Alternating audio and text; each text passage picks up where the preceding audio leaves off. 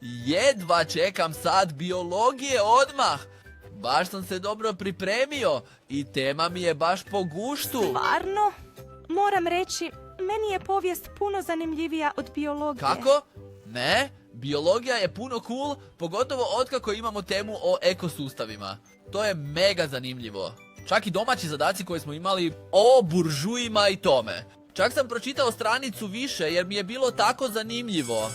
Nastava počinje svaki čas. Uglavnom, vidjet ćemo što će biti.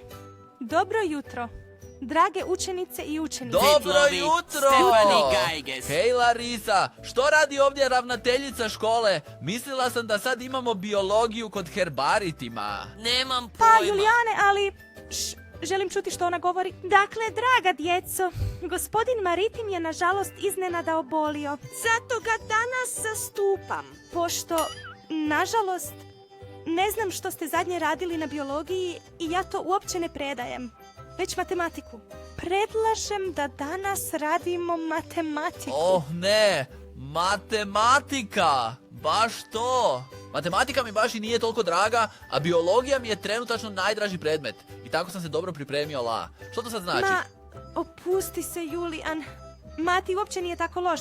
A i gospođa ravnateljica to jako dobro radi. Ne tako glasno, molim tamo naprijed. Dakle, dragi moji, molim vas sve da izvadite svoje matematičke knjige. I pišem vam prvi zadatak na ploču u međuvremenu. O, Beno, zašto moramo sad raditi matematiku? To je totalno dosadno, a biologija je tako jednostavna. Čak bih i ja to mogao predavati. Mislim, to može svako dijete. Bit učitelj uopće nije teško. I sigurno je zabavno jer možeš cijeli dan pričati i svi te moraju slušati. Što svako dijete može i što nije tako teško biti učitelj? Gospođo ravnateljice, otkud se vi pojaviste? Naravno, tako to vidim. Pa, Julijan, to zvuči kao izazov, ha? Izazov? Što time mislite? Zar ćemo ipak raditi biologiju?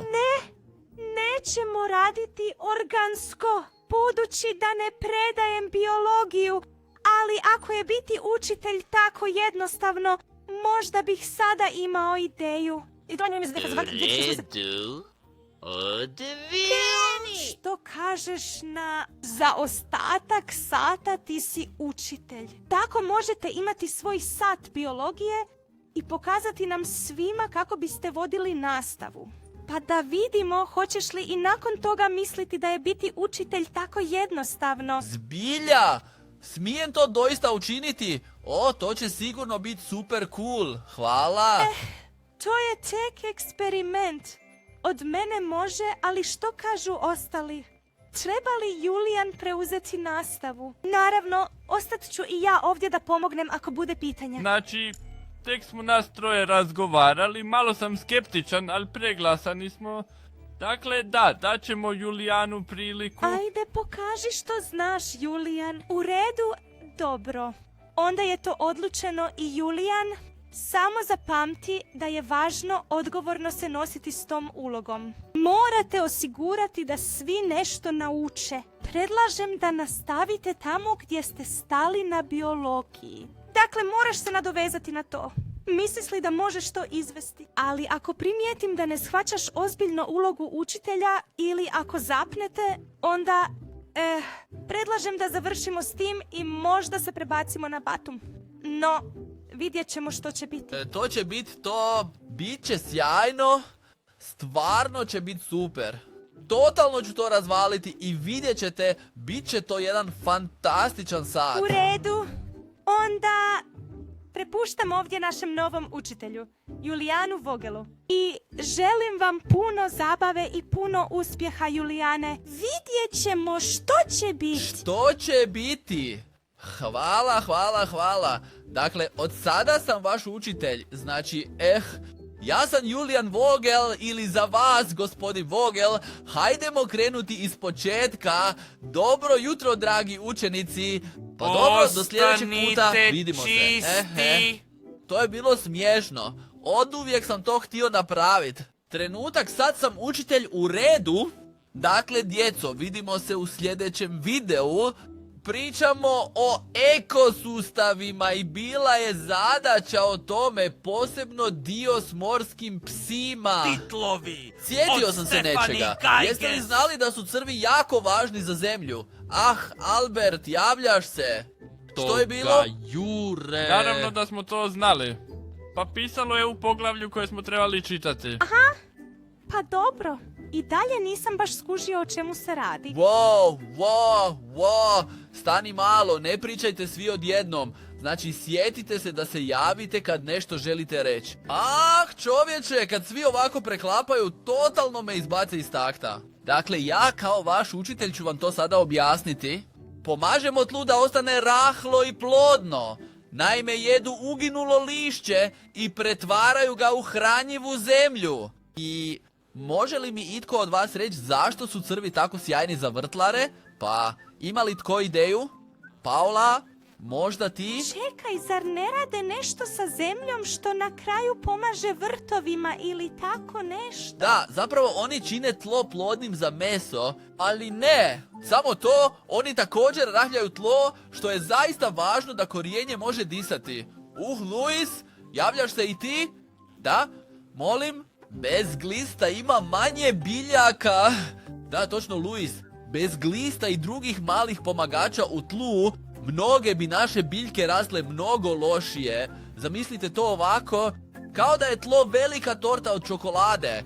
Crvi su poput miksera koji pomaže sve lijepo pomiješati kako bi biljke dobro rasle. Ako sada više nema pitanja, onda čitamo sljedeće. Nastavite dalje s vrtlozima. Je li nastava već završila? Oh, čovječe, to je bilo baš zabavno.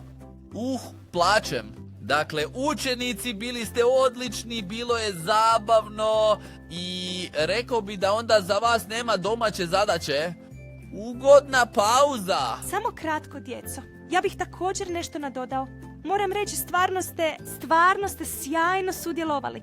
Iskreno sam iznenađen i ponosan vas. I rekao bih da danas to iznimno dopustimo. Dakle, nema domaće zadaće i uživajte u pauzi. Ah, Julijan, stvarno si to odlično napravio. Zaista, potpuno sam iznenađen.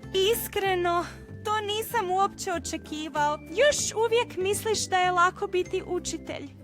Kako je bilo tebi? Da, bilo je zaista zabavno, ali moram reći da sam u nekim trenucima bio pomalo preopterećen sa cijelim razredom i situacijom. Pa možda sam se malo i preuzeo, ali u osnovi to je definitivno bila cool iskustvo. Ah, to zvuči super, Julijan.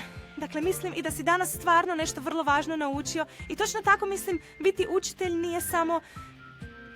Ne samo raspravljati, već i osigurati da svi razumiju i sudjeluju. Moram reći, baš sam sretan što si to probao, Julijan.